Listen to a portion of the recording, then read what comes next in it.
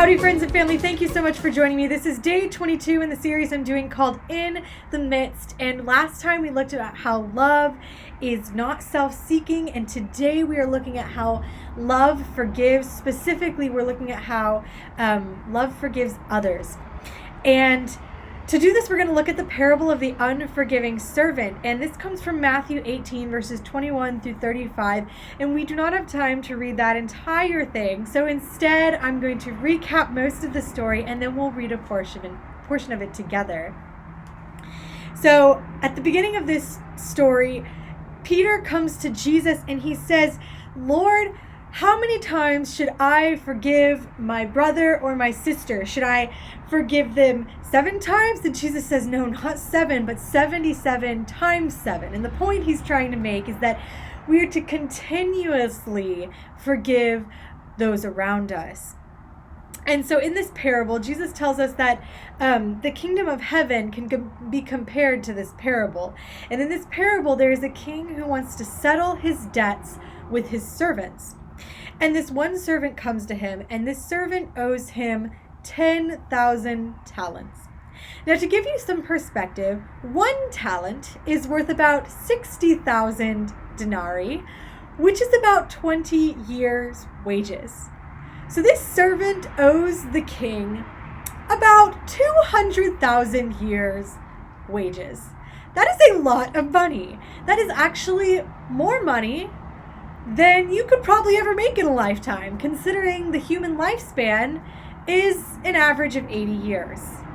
So this servant owes more money than he could ever make. And so the king commands that he and his wife and everything he owns be sold, and that the money go towards his debt. And the servant begs for time. He says, "Give me more time, be patient with me, and I will pay this back."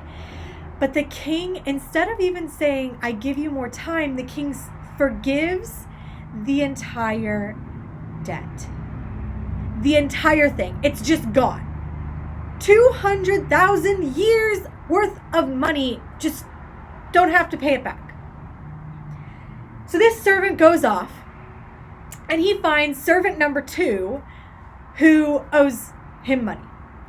And servant number 2 owes this first servant 100 denarii. Now, 1 denarius is about a day's wages. So this guy doesn't even owe the first servant a whole year's worth of money. He owes him about 1/3 of a year's worth of money.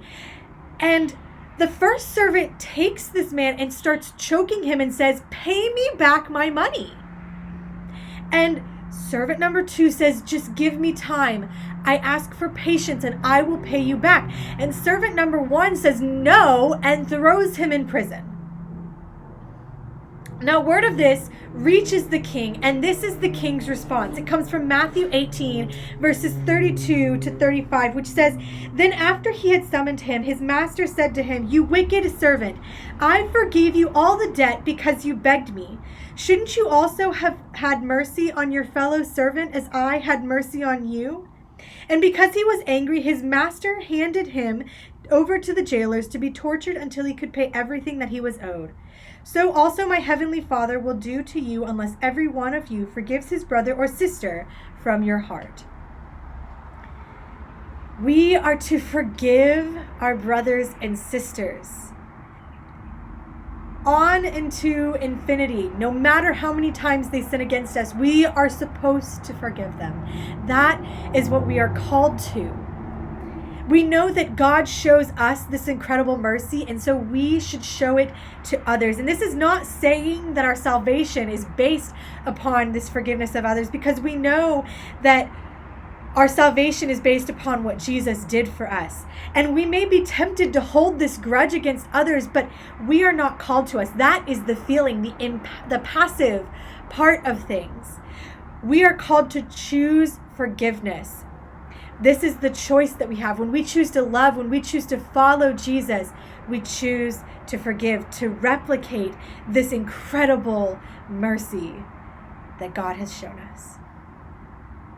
So go and replicate that mercy.